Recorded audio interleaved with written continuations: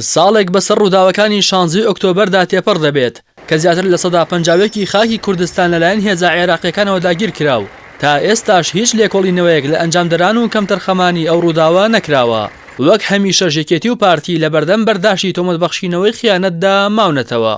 ڕوایان بە گفتوگو هەیە دەرگای حیواردا نەخەن چونکە تەنیا حیوار و گفتوگو چارەسەرە. پاش ڕیفراندۆم و قبوڵ نەکردنی دەستپێشخەری نخبەیەک لە سیاسیەکانی هەرێمی کوردستان بۆ گفتوگۆ لەلایەن بەغداوە. شەوی 16 ئۆکتۆبەر هێرشی هێزە ئەمنیەکانی عێراق بۆ کۆنتڕۆڵکردنەوەی کەرکووک و ناوچەکانی دەرەوەی ئیداری هەرێم دەستی پێکردو. پاش بەرگریەکی کەم هێزەکانی پێشمەرگە کشانەوە. بەو هۆیەشەوە هەزاران دانیشتووی کەرکووک ئاوارە بوون و پارێزگار و سەرۆکی ئەنجومەنی پارێزگا بە وەکالەت و بەرپرسە کوردەکانی یەکە و فەرمانگە ئیدارەکانی شارەکە هەڵهاتن. هێرشی هێزە عێراقیەکان تەنها بە داگیرکردنەوەی کەرکووک نەوەستا و مەخمور و شەنگال و سەرجەمی ئەو ناوچانەی کە پێشمەرگە لە دوای شەڕی داعشەوە کۆنتڕۆڵی کردبوو چۆڵکران و سەرجەمیان ڕادەستی هێزە عێراقیەکان کرایەوە. چۆڵکردن و کشانەوەی فەرماندە و بەرپرسە سەربازیەکان یەکێتی و پارتی لە ناوچە کێشە لەسەرەکان لە کاتێکدا بوو کە چەند ڕۆژێک بەر لە هێرشەکە هەڕەشەیان لە هێزە عێراقیەکان دەکرد. تەمە ناکەین بێن ئەوەندەیان پێڵێن بابێت ئەوە ئێمەین لێرە وەرن ئەوسا لە لێرە یەکیە بین. مامان بە یەکداوە وایەن بەسەر بێنین کە بۆ مێژوو بگێ بێتەوە. جارێکی تر بە هیچ شێوەیە وا بە ئاسانی دوژمن گیر نەکاتەوە کە دێتە ئەم شارەی ئێمە.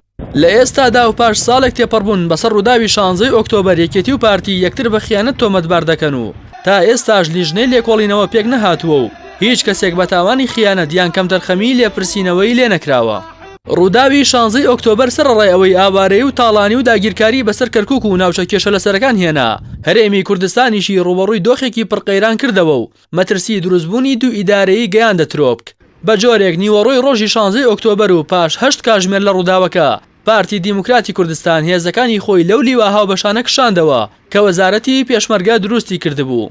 ئەمە بەدەر لە شەڕی ڕاگەیاندنا ڕەسمی و سێبەرەکانی پارتی و یەکێتی کە بە زمانی کاتی شەڕی ناوخۆ دەدوان و مێژووی خیانەتی نیو سەدەی یەکتریان هەڵدایەوە.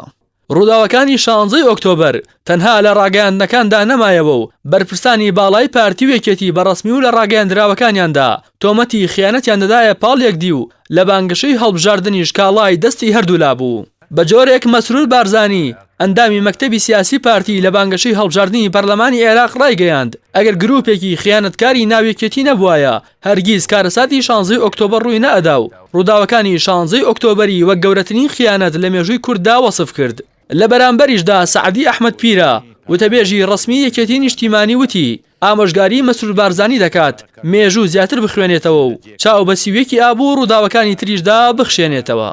ڕووداوی 16 ئۆکتۆبەر وەک ڕووداوی سیوێکی ئابوو باقی ڕووداوەکانی تر وەک گرەیەکی مێژووی لە دۆسی هەرێمی کوردستاندا ماونەتەوە و هاوڵاتیان نازانن کەی وەڵامی پرسیارەکانیان وەردەگرنەوە و تاوانبارانی ئەو ڕووداوانە بە سزایی یاسایی دەگەن.